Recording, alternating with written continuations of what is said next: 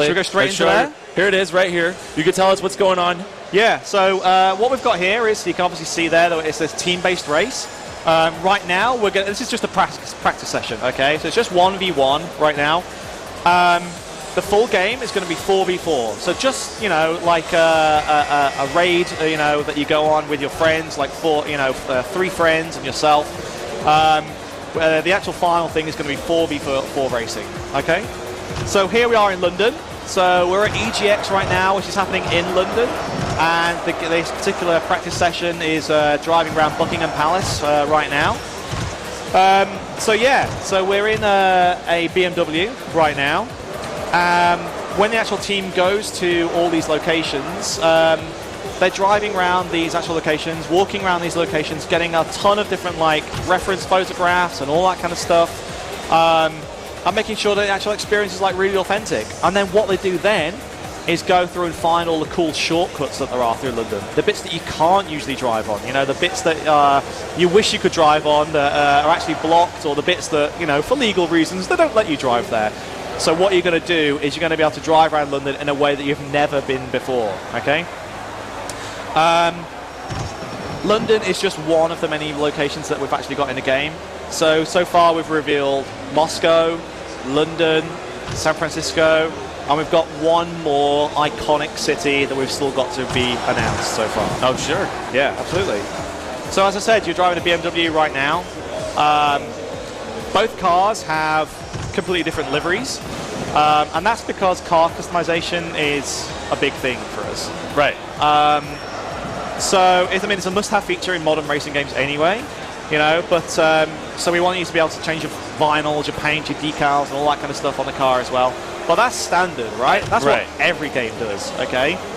When it comes to upgrading the cars, though, again, in traditional games, you literally just like grind for cash and then purchase the thing at the far end of that list because it's the fastest, right? It's at the end of the list. So that's what you want. Be the best you want to be the best. Exactly. But as I said, when you think of the game as like an MMO, that's not the case in an MMO. Like some swords have fire damage, some swords have ice damage, yeah? It depends what enemies you're going up against as to which one is better in that particular case. That's great. You're going to have drift damage. Well, what it means is it's non-linear anymore. Right. Okay. So it means that there's no one upgrade which is better for, you know, all the time. Right. It means if you've got a twisty, tiny course like this, then something which is going to allow you to drift around the corners is going to be a little bit better. Or maybe something with a bit more grip to actually get around the corners. Sure. As I said, you are trying to play your different role on your team. So somebody who's drifting, they probably want like a rear-wheel drive car, which is like really good at drifting, you know? And it's also something that they can do when they're not in first place. They're unlikely to be in first place, actually, because they are sliding around corners, yeah? So again, it gets over that whole thing of like, you go into a race with somebody else and they are off in first place and you just feel like you're never going to actually beat them, you know? So drifting is something you can do in last place. Like what we're seeing here now, this guy's like slipstreaming in. You can see the little like contrails that are happening right back. Okay. So again, you're going to have to install upgrades on there, which like help you keep in the draft. So things that are keeping, like maybe a lightweight car is going to be great for that, but then also upgrade parts that are going to give you like slightly better handling, slightly better way of actually keeping behind him, or even actually if he's behind you, trying to block him, you know. So yeah, that's the kind of whole idea that you're contributing to the team in a collaborative way, even though you're not in first place, and you do that through objectives.